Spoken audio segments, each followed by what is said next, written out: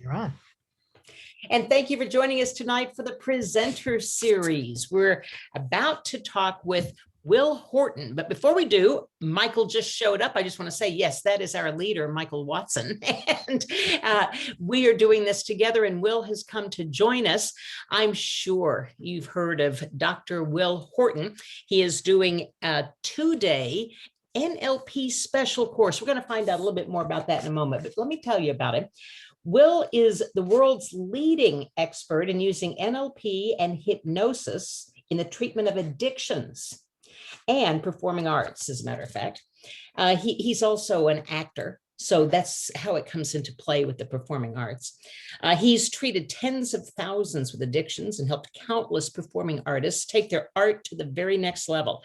He is the go-to guy for professionals with these problems. He brings 35 years of experience and constant research to help people. He's called the Cowboy Doc, not just because he wears cowboy hats and hangs out with horses, but it's also because of his attitude of never stopping and trying to help others. As a matter of fact, I don't think he tries to help others. I think he just helps others. Wouldn't that be correct, Dr. Will Horton? Yeah. Don't try, do. You're a Yoda fan. Yeah. So this is a special, the Wednesday and Thursday before the conference is a special 2-day NLP course. Tell me about the specifics of that. And there's some extras that go along with it and everything else. Just spill it all.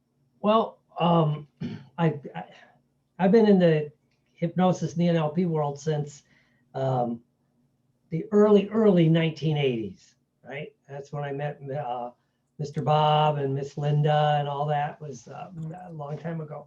And I kind of backdoored into doing the hypnosis through the NLP world, because when I first got started, there were two separate camps. There was NLP and hypnosis, and never the twain shall cross, right? The NLP people hated the hypnotist hated the NLP. It was kind of funny. And, but I got into it and I really enjoyed it. But I'm constantly trying to update it. I did go back to school. I'm a licensed clinical psychologist, master certified addiction counselor. I've been taking a lot of classes in neurology lately, so that we'll see where that goes. But so I'm constantly trying to update the information, because one of the interesting things in the hypnosis and the NLP world is some of the things that we've taught for many, many years. We just kind of taught, right? We just kind of taught, right? Now we know it's actually proven in science, in neuroscience, of how it works. From the simple thing of, going back to Maxwell Maltz in the 50s, your mind doesn't know the difference between a real or a vividly imagined event. And now, of course, with mind mapping, your mind doesn't know the difference between a real or a vividly imagined event, right? That's what your mind does. And the other thing I always talk about is this little thing called the reticular activating system and mirror neurons, because we've taught in NLP since I learned it in 1980, that, if you mirror match somebody, you get in rapport with them. And there's these rapport tricks that we've taught. And we just knew it worked. We didn't know how, but now we know there's actually a section of your brain. It's your reticular activating system tied in with the amygdala to keep you alive. And it's always searching for people you could feel comfortable with. It's not about trust, and it's not about like. It's about, can I trust you enough in a, sorry, my watch is blowing up here.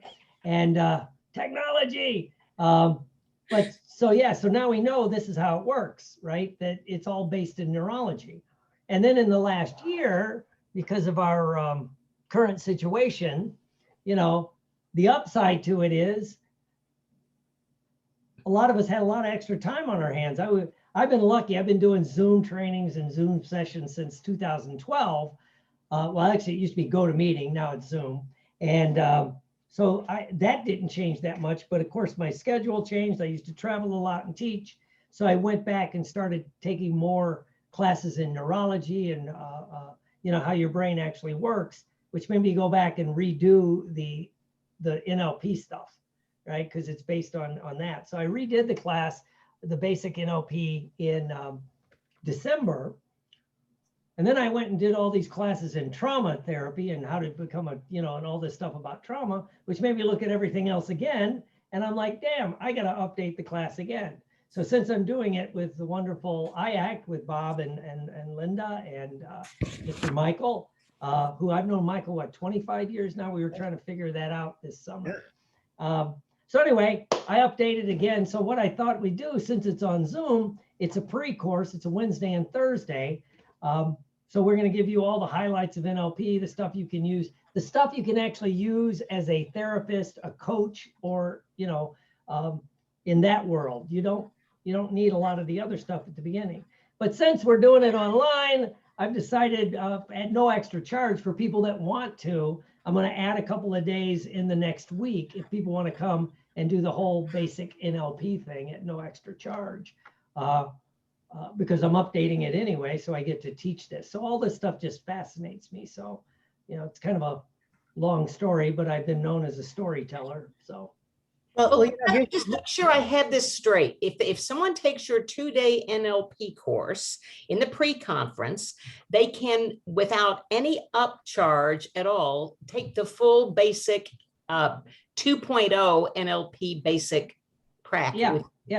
Yeah, because I need to redo it anyway, so I thought, why not invite the people in? Such a deal I got for you. Such a deal. Wait, I have Ginzu knives. If you sign up today.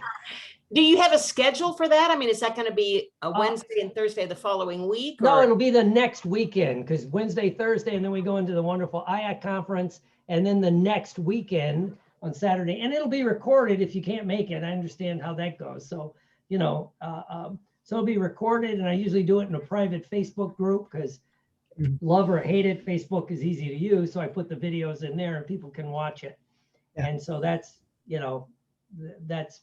it's going to be fun. That's great. Yeah. Here's the thing. Well, some people I think that don't really know NLP very well have been hoodwinked, if you will. That is, NLP. Well, they got all those language patterns and all those strategies. I happen to like those a lot. Like so much stuff that I want to make sure people appreciate the fact that you're doing a course that's just like a couple days, and then you're going to do, a couple days later. So realistically, can I really learn NLP in a usable way inside that length of time? Oh yeah, because NLP, I teach now what they call the naturalistic theory of hypnosis and NLP, which is it's a natural state. Trance is, it's a normal natural state. We all know that. You cannot not be hypnotized, all this other stuff. So it's a natural state. And all we do, and one of the great things NLP did was break down, how things work. And if we can break it down, we can teach it, right? And unfortunately, back in the day when I first got started, NLP was a short training. It was fun. And then for an art or a science, whatever you want to call NLP, that says we can make things faster, easier, and more effective, they kept making it longer, more complicated, and more convoluted. Because to be honest with you, a lot of the people teaching it just want to try to appear smart, right? They don't really want to teach you like, how does this work? What's going on? What's the bare minimum? Because it is an art in that part where once you learn the skills, you can begin to do it. And I also added what I call the hierarchy of thought, which you're always operating between these 3 different levels of thought, where you're in the experience, the first level of thought. And when you're really in the experience, right? When you're in the experience, you're not thinking about anything. You're not thinking about the past, you're not thinking about the future. You're in the moment, right? You're in the moment. Which is a great thing for certain things, but it's just how your mind works. But then you can pull back to the second level of thought where you're thinking about the experience, right? So, and we do this a lot with what we do with coaching and therapy. A different way to look at it is like, let's say someone has an eating issue, they might say, I'm hungry, right? I'm hungry. So you're in the experience. Of course, when you're in the experience, that's all you're thinking about. It's the way your brain works, right? That part of your brain that developed to keep you alive will now lock in on whatever you told it, which is I am hungry, right? When you pull back one level and you start thinking about it, you might say, am I really hungry? And then you'll check your stomach, right? And no, I'm not hungry. I'm bored, I'm angry, you know, I'm sad, whatever the emotion is, that, you know, I'm not really hungry, you know, but when I pull back, I think about it, right? And that's what some of the trance does. We can pull back and reorganize it, right? And then the third level of thought is thinking about it. You know, I'm thinking about being hungry. Why am I thinking about being hungry? I know I'm not hungry. I just ate. Well, then, you know, I just had an interaction with my boss, right? Who's an a-hole, because my boss is one, because I'm self-employed. And so I pull, you know, you pull back and you're thinking about it. So when you look at like NLP or hypnosis techniques, we're constantly taking people through these 3 different levels.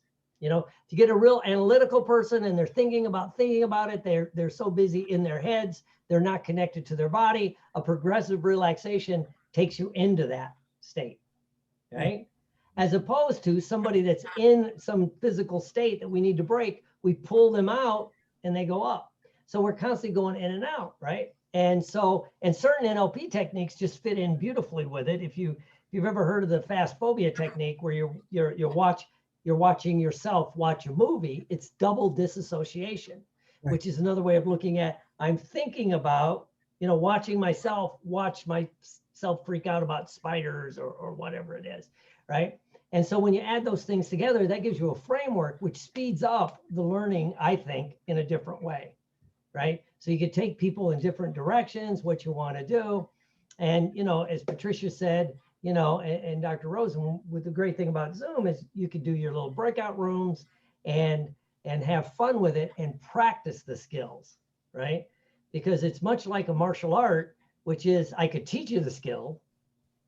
I could teach you, Michael, a spinning back kick pretty quick, right? But if you don't practice it, you're not going to be able to do a spinning back kick, right? And actually, do you need to know how to do a spinning back kick? Really, you just need to know how to do a kick. I can show you that quickly, right? And so I think that's, you know, how the way I look at it and how we're always moving people through levels of the mind. And lately, I've really locked onto this idea. And I'm a you know, like I said, I'm a licensed clinical psychologist, trained and registered as a cognitive behavioral therapy, right? But therapy has its limits, right? It really has its limits when it comes to things that you cannot put words to. When you have experiences in your life, you just have, it's a feeling, and the big word now is felt sense. You have this felt sense of something, but you can't put words to it. Because it might have happened either A, when you were pre-verbal, right? Or actually before about the age of 8, when you start really remembering things, right? So you can't put words to it. And we think as adults, well, I should have this, like, you know, memory of an experience where there's all you have is a feeling, and then your brain will look for reasons to put it to it. So it's that felt sense stuff.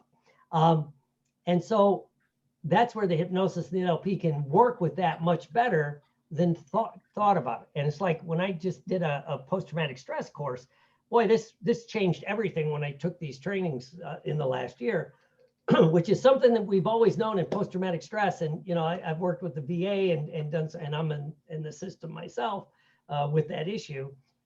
They've always known that as much as they say, you know, like, oh, let's sit and talk about your PTSD and we'll remember the events, it will make it better. Au contraire, that is not how your brain works for most people, you know, because when you're in a state of trauma, whether it's like whatever the trauma is, car wreck, combat, you've been a victim of violent crime, a loved one died, which throws you into trauma, your higher brain shuts off. You have no language for this.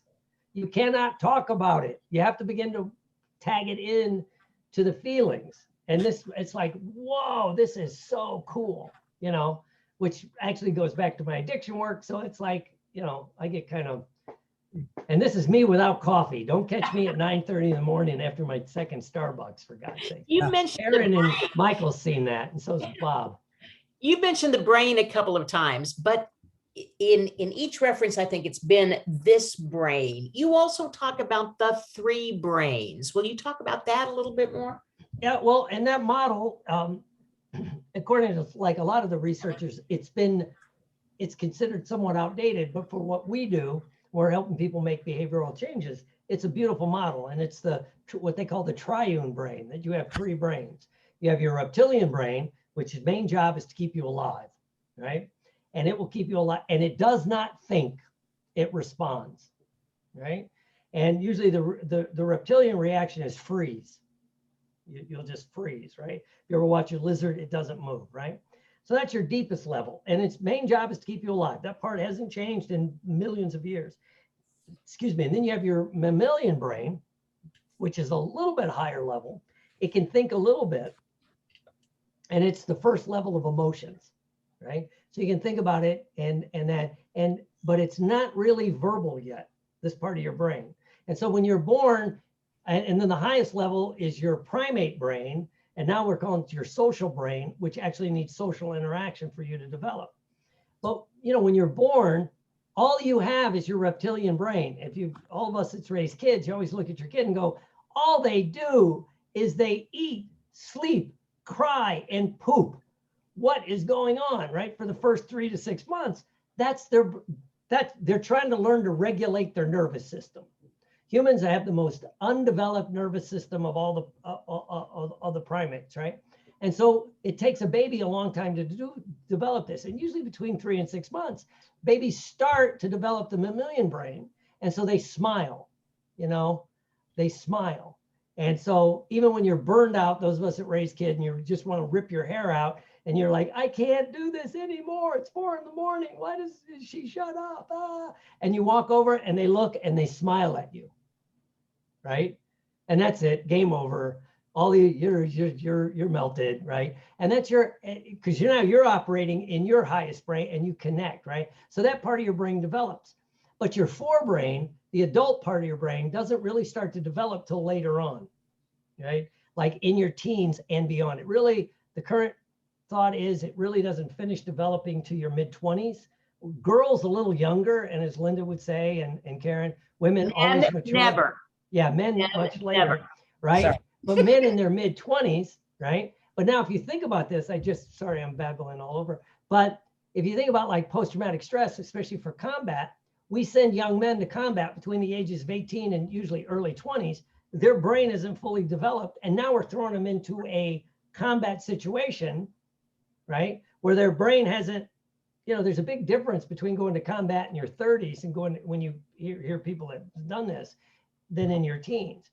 So your brain's constantly developing. And so this is, and this begins to give insight to all these things people have. Like if someone has an addiction of any kind, alcohol, drugs, or food, one of the most important things now the current research and what I'm pushing is you need to figure out when did they develop the maladaptive behavior, we'll call it that, right? The drinking, the drugging, or the overeating. Because if it developed in their teen years, especially their early teen years, right? That means, their prefrontal cortex hasn't developed yet. So it's linked with a different part of their brain. It's why you see people have such an issue overcoming alcohol, drug, or even certain food issues, right? Because it's operating at a different level of the brain, right? And it needs to be talked to, if you will, much differently than your conscious mind, Yeah. Well, I've got a slight change of topic just for a second, because I know there's folks out here that are thinking about taking your class and they're imagining, sitting at their computer for a couple of days, and if they do the additional stuff with you, a couple of more days, and you and I think both have this in common, that we've been working online for a long time. I think we kind of take it for granted. Earlier, and I say this more for the benefit of the recording, we were talking to Patty Scott and Eric Rosen as well about their class, and Patty mentioned something about using breakout rooms, and I thought, this is something that's available to us that isn't really available, those sort of discrete little corners for people to work in, that isn't really available when we're in a live program. So at least from my perspective, I think there's some advantages to working online as well. So I'm just curious about your opinion. You've had all this experience. Do you find online training equal to live training? Honestly, yes. And I think in some ways it can be even more powerful, because also it's the wave of the future. You can scream at the dark, or you can just embrace the light, but it's coming, Yeah. I get amused at something. I'll never use self-service. some of us on the call, many of us can remember when we would say, I'm never pumping my own gas, right? Right. Good luck with that one in this day and age, except for you New Jersey people. You're weird in Oregon. But so, yeah, so, you know, it's like you get this extra thing when you go into a private, like the breakout rooms, right? And even if I'm recording, which I record the training, if you go into a breakout room, if you know, Michael and Karen were in a breakout room and Michael decides to work on something he really wants to work on, that's not recorded. And like Michael just said, there's no one sitting near you that can hear you that we might get in a live, you know, at a Holiday Inn or a training room. And so there's that. And also too, since even with this COVID thing seem to be winding down, this online stuff's here to stay, right? We know that. We're not, you know, we're not putting that genie back in the bottle. So you might as well, you know, get some practice doing it online, you know. And, you know, that was all when all this started, and all the people that had never done a Zoom, you know, or GoToMeeting or whatever, you know, platform you want to use, their biggest fear is, well, it's not like being in the room. No, but once you practice it a few times, you can still see all the verbal cue. You know, if you're using the camera, you can see everything, you can hear it, right? And so, yeah, I think it's just as effective. Well, you know what else? Well, the thing that I think is interesting in terms of whether it's like being in the room. Well, in the room, I'm going to sit in a chair that the hotel has provided and put there for me. When I'm online in a seminar, I get to sit in this chair, which is one that I bought. You know. Oh yeah. Well, you know, and some of the, and I know this from addictions. If you had let's say an alcohol problem and you wanted to get sober, and so you start researching, you know, treatment centers, alcohol treatment centers, and you pick whatever's supposed to be the best, Hazelton or Betty Ford or whatever that other place is, right? The Menninger Clinic, right? So you go away and go to treatment. The actual numbers are much different than people expect. You actually have a better chance of sobering up and staying sober if you just walk into an AA meeting or you get therapy where you live, right? It's because you're getting the help where you are. You know, if you came down here when I ran, and this is hypocritical, I've run alcohol and drug treatments, but if you came down here to Florida when I had one and we baby you and we take care of you for 28, 30 days, and you're like, I'm never going to drink again. Oh my God, this is so wonderful. And then you go home and your boss is yelling at you. Your spouse just called you an a-hole. Where have you been for 30 days? I've had to take care of all this stress. And then they wonder why people relapse, right? And so to tie it in what Michael just said, the great thing about doing this stuff online, you're in your comfort zone, whether it's your office or your house. And so if we're working on, you know, you helping make changes, I think the research is going to bear out. It's actually more effective because, you know, as Virginia Satir used to say for family therapy, if I change one aspect of a system, so if Michael quits drinking, everything around him changes, his family, his relationships, you know, all that. And so if we do it where you are, it's more powerful. So the people that get to take these online trainings with IACT, pre and post, and then as the year goes on, it's a great time to really work on some of the things you want to work on. I always say when I do my trainings, on the first part of the day, I say, okay, write down some things you want to change about yourself, you know, physically, mentally, emotionally, spiritually, financially. Let's get some goals. So when we do the training, when you do a session, I want you to work on something real to you, not just theoretical, but improving your diet, starting in exercise, making more, whatever it is. And so it does two things. A, it hooks the material in your brain deeper, right?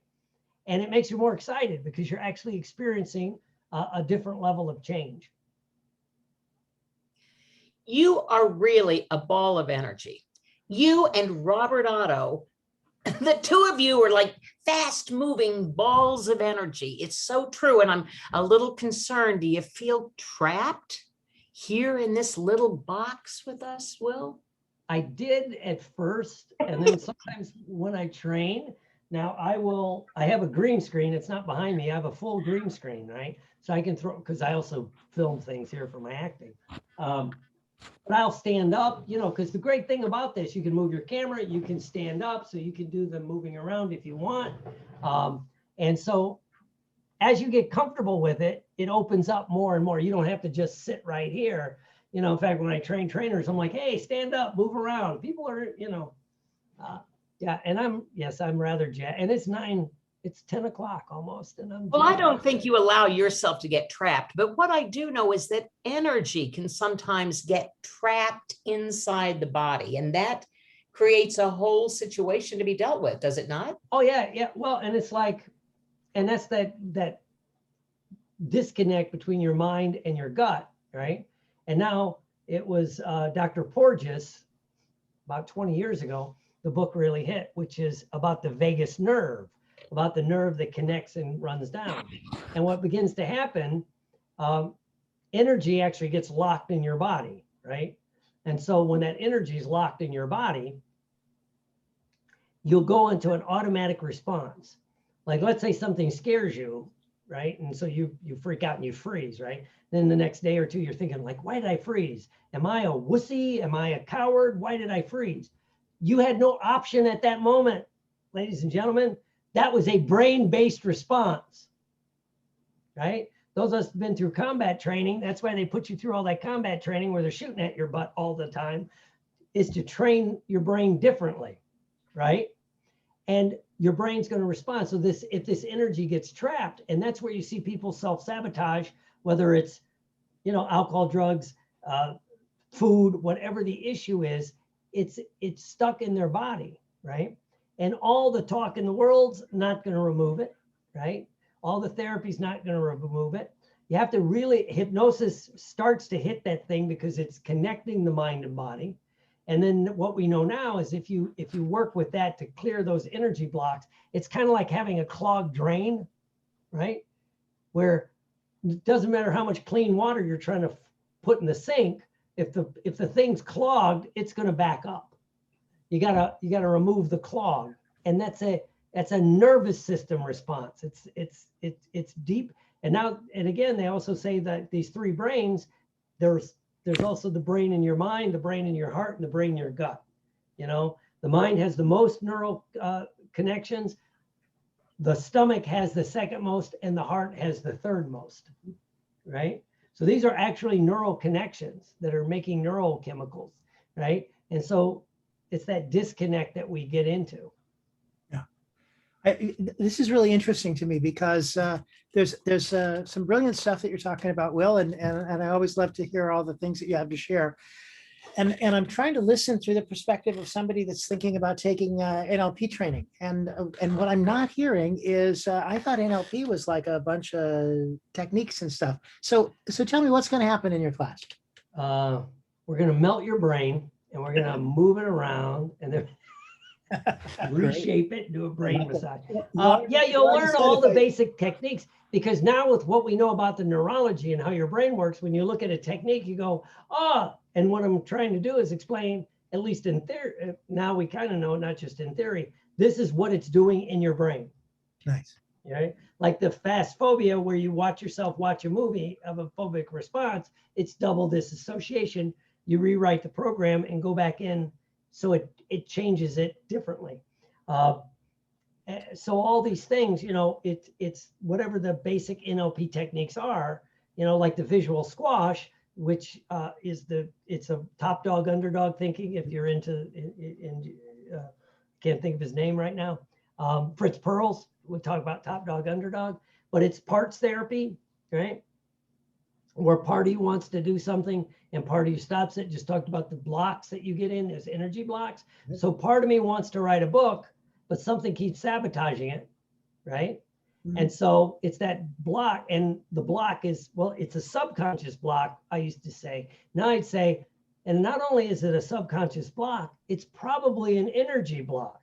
Yeah. That's somewhere in your life, maybe you got the feeling like, hey, you don't want to be, you know, you don't want to stand out too high. You know, the tall poppies get cut down, the tall flowers get cut down, you know, so that's a self-defense mechanism that happened when either you were quite young or you were in trauma, that now you're thinking of writing a book and your brain goes, yeah, you know, I'll do a book signing. And then this little part kind of blocks it, because it'll say, you don't want to be the center of attention. You don't want to stand out too much, right? And so it's beyond thought.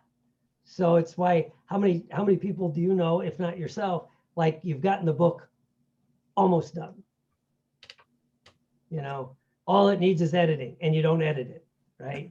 Or whatever it happens to be. And it's that block, you know? And so, yeah, so that we're going to learn the techniques, all the highlight techniques, especially in the first 2 days. So I'm going to front load it. And then we'll show, like, at least this is what it's doing in your brain, and gives you a different format. And I always stress, and I know Karen's heard this a lot, and Michael, and that NLP is not a tool. That drives me nuts. NLP is not a tool you put in a toolbox. If you learn it, NLP becomes the toolbox. Yeah. You're going to put your hypnosis in, or your cognitive behavioral therapy, or your, I don't know, Freudian. I've had everybody, right? But it's a different way of looking at the world that all these other things. Yeah. Yeah. Yeah. You know, well, NLP is not a tool, although some NLP practitioners might be. But I'll tell you what, I resemble that remark. So yes. But no, I really love this, and I want to pay you, I think, a real high compliment here, and that is that a lot of people understand NLP to be this collection of techniques, right? And they learn a bunch of techniques, but they don't really understand why it is that those techniques work, or what it is. They're just like, what step am I on? And they seem to be missing the whole point. Whereas your approach more is, we've got this collection of tools, but more importantly, we've got some clarity about what needs to happen. So now we can start figuring out why to apply the particular tools that we choose and how to use them. Yeah. And I always think the most important thing I can teach somebody is the mindset, right? If you have the right mindset, right? If you're curious and you're empathetic and you really want the best for somebody, the technique will kind of morph, you know. Mm-hmm. And that's what drives, by the way, the clinical psychologist crazy. Is it's not just like click, click, click, you know. It's not a hard science. It's truly a soft science. And so, you know, but if you have the right attitude, the right structure going in, then it changes everything, right? And yeah, but it's normal, I think, coming from Western education, where we think like the rules are more important than the outcome. But I think the outcome's more important than the rules. You got to start with the outcome. If you don't have an outcome, there aren't going to be any rules that affect it. Yeah. So yeah. And so a lot of this stuff it's fascinating to watch it change and morph and this and that. And just like what I was saying about, here's one that could start a controversy. Now what we know about how your brain actually works and all this other stuff, right? About felt sense and things that happen before you're pre-verbal.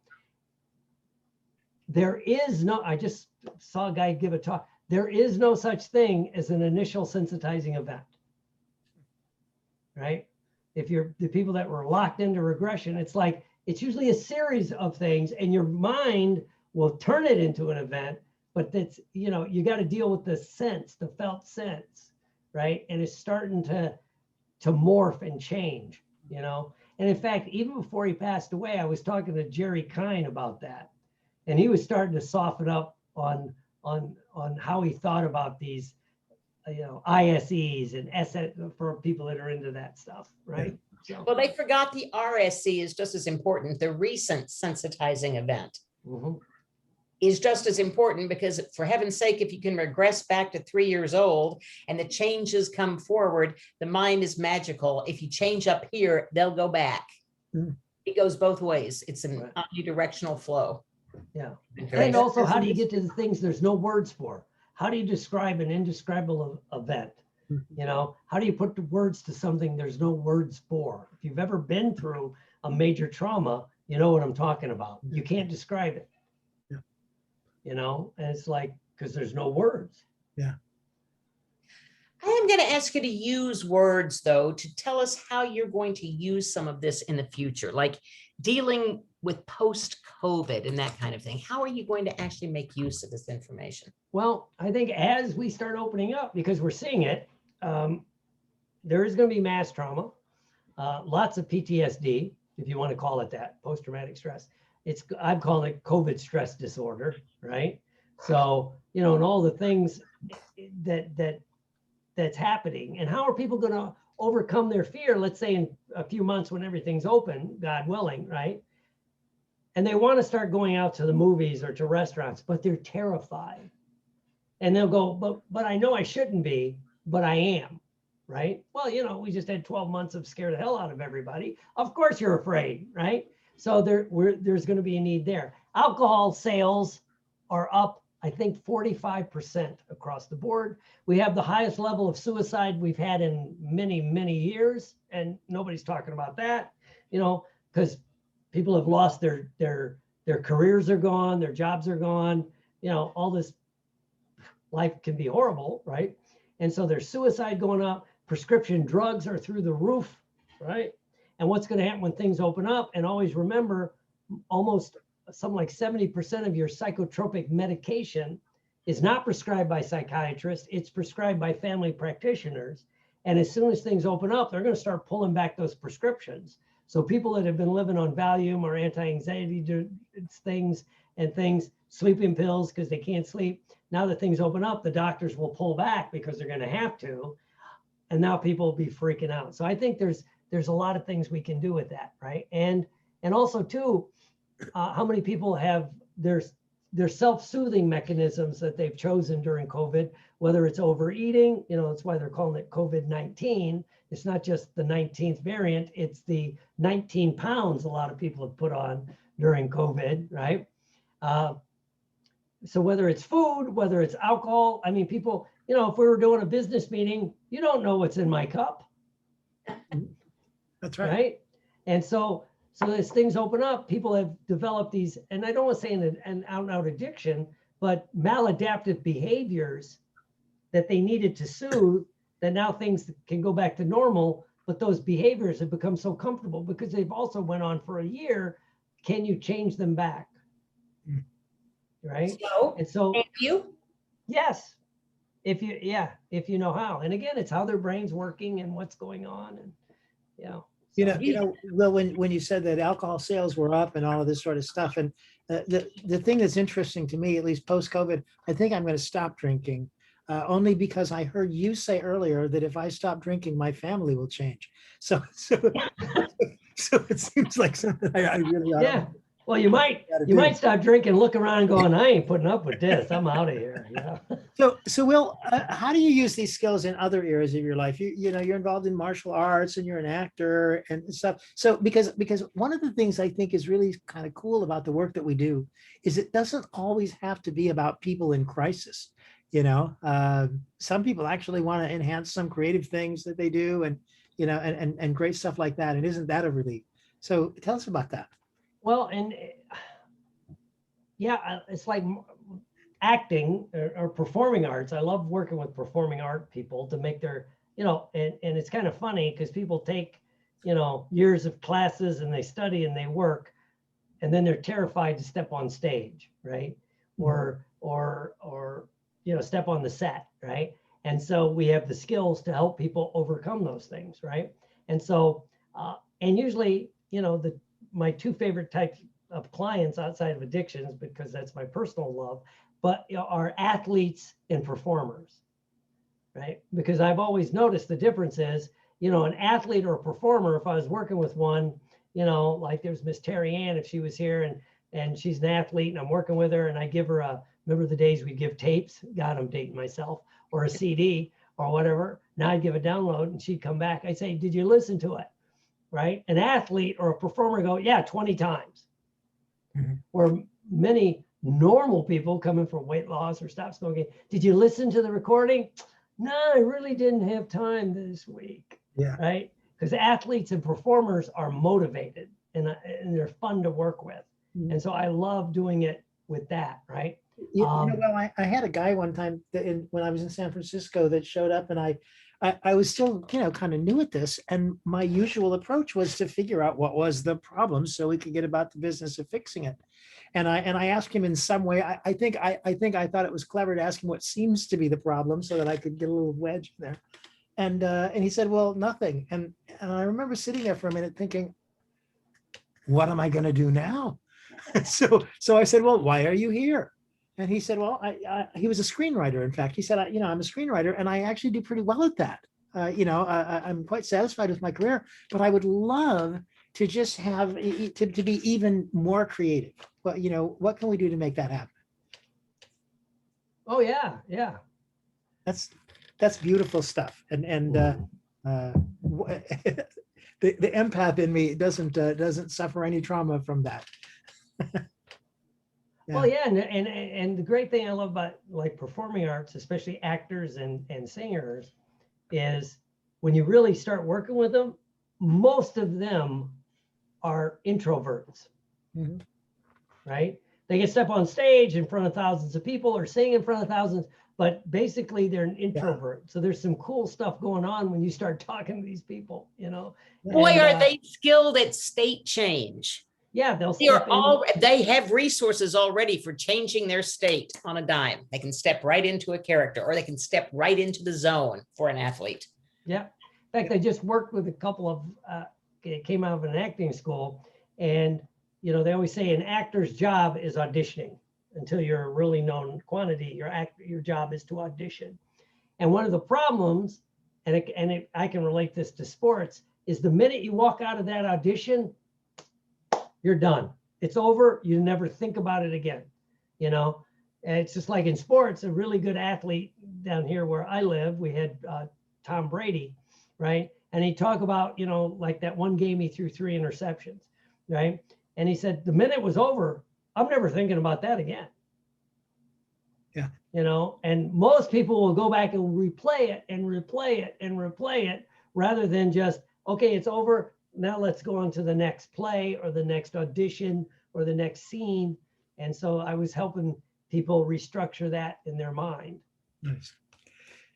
Listen, I hate to tell you, but we're just like a couple of minutes away from the end of our time together. So I want to not slight our audience. If anybody's got a question that they haven't asked yet, feel free, open your microphone rather, and go ahead and open your mouth, open your wallet. Hey, we can go. Hey, Michael, I just want to thank Patty Scott, Eric Rosen, and Will Horton for being there this evening. They did a fantastic job.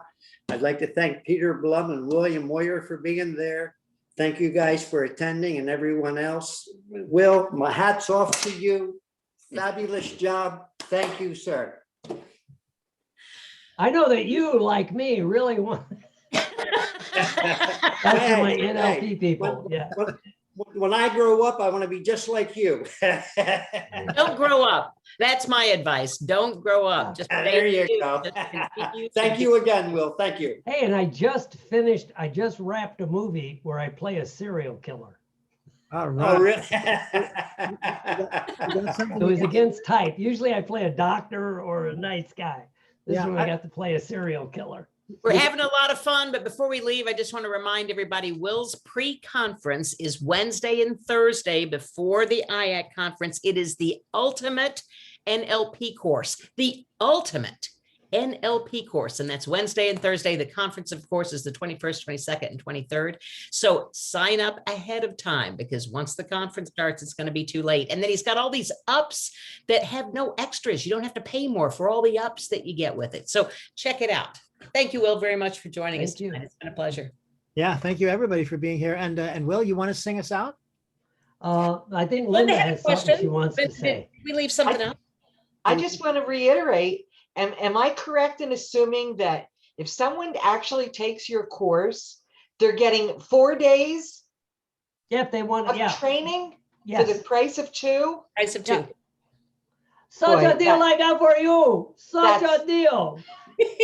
That's a great deal. I went to We'll be sure to spread the the Robert word. Otto School of Give More. Why not? Just give more. All right. Thank you all very Perfect. much.